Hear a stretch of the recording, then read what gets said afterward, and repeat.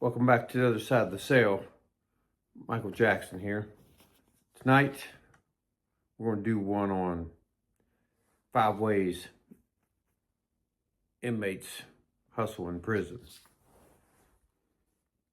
Let's get into it. So the number one, with no particular order here, the number one way that inmates make money in prison is through inmate stores.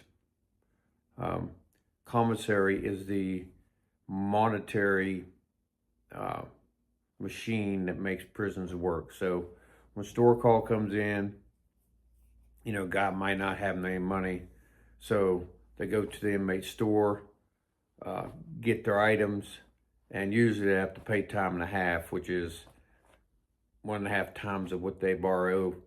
So if you borrow $25, you do the math, they have to pay back,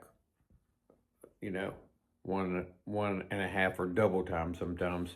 So if you, depending on who's running the store, the $25 you get, you might have to pay back 50.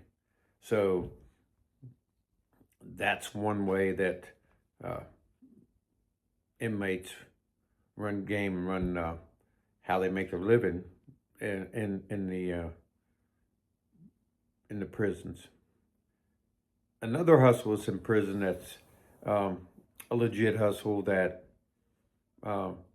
people make good money as if you can cut hair, or if you're a barber. A lot of prisons have their own barber shops, but a lot of times inmates cut their hair on their living areas, and you can make good money doing that, and you make that through commissary. Also, you might get paid soups or soda, pop, whatever. Whatever the cost is of the cut, you're going to pay for it through commissary. Some people cut hair, some people braid hair. There's lots of things like that go on to where you make a good living, or at your hustle to survive in prison, you do some type of service. And the economy in prison is just like the economy out in the street. It's just a different type of thing that goes on. But cutting hair, braiding hair in prison, that's a good way to make some money, make a living. Number 3 on my list is laundry. A lot of inmates don't like their laundry being sent out to the facility's laundry, because you get your laundry's mixed up with other people's stuff, and you don't know what types of diseases other people have, that kind of thing. So they will pay somebody to do their laundry. Some people that do laundry just do it as a hustle. Some people do laundry as a survival mechanism. They might be a weaker inmate, and that's the only way that he can survive, is by doing people's laundry. And for the person having the laundry done, they may just not want their laundry to be handled by somebody other than somebody they can watch how they're doing it and make sure it doesn't get mixed with other people's stuff and in contact with other people's items. So doing laundry, it's prohibited, but it's done. Most of the time, the officers or staff are not going to make a big deal out of it, because if you worked in a prison long enough, you get it and you understand how that works. And then number 4 on my list is gambling. A lot of inmates run poker tables. They'll be like the casino and run tables. They'll run poker games. They'll run, blackjack games, anything to make money. And the best advice when you do come to prison is don't gamble, period. Because gambling can get you killed. Gambling can get you hurt real bad, because, sometimes there's a setup. You might have 4 guys at a table. 3 guys are working together against the one to get him in debt and make him have to owe a lot of money. Next thing you know, he's down $200 or $300, can't pay it back, and then he gets himself into a dilemma.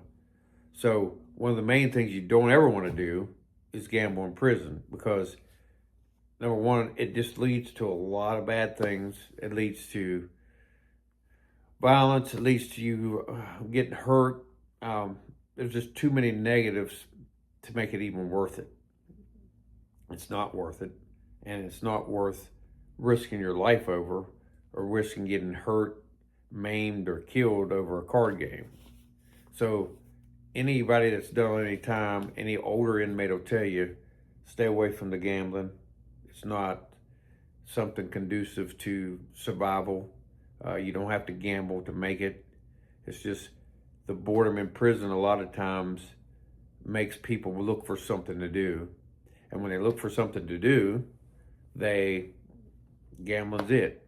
And they gamble, and a lot of times it just catches up with them in a way where it's just such a pain for everybody to deal with. The inmates don't like dealing with collecting, because then they got to get violent and hurt somebody.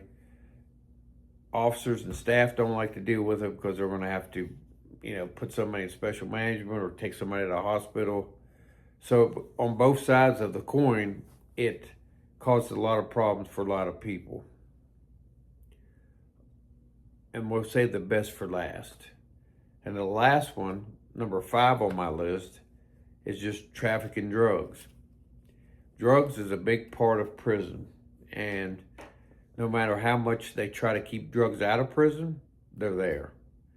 In some states they give them Suboxone and things like that, but the illegal drugs like meth and heroin and fentanyl, marijuana, in a lot of states they don't let them smoke, so tobacco becomes an issue. You have all these drugs flowing into a prison, and a lot of times guys will front guys with drugs, and then they either get a hold of somebody at home, try to get money sent in. They can accumulate a debt in the thousands of dollars, and end up being seriously put themselves in harm's way, and somehow kill you over a drug debt. So these guys a lot of times will get into these deals, and they will not be able to pay, and then they end up getting hurt. In a lot of cases, they get hurt bad, because a drug debt in prison is just as similar to a drug debt on the street. You're going to pay, or you're going to die, or you're going to get hurt really, really bad. So it's your choice whether you pay up or not, but is it really worth it in the end? That's the question you always got to ask yourself. So, going back through and looking at these 5 ways that money's made in prison, these are my 5. Drop a comment below and tell me what I missed, and if you've experienced something different, let me know. Drop it in the comments, like, share, and subscribe, and always remember, stay on the other side.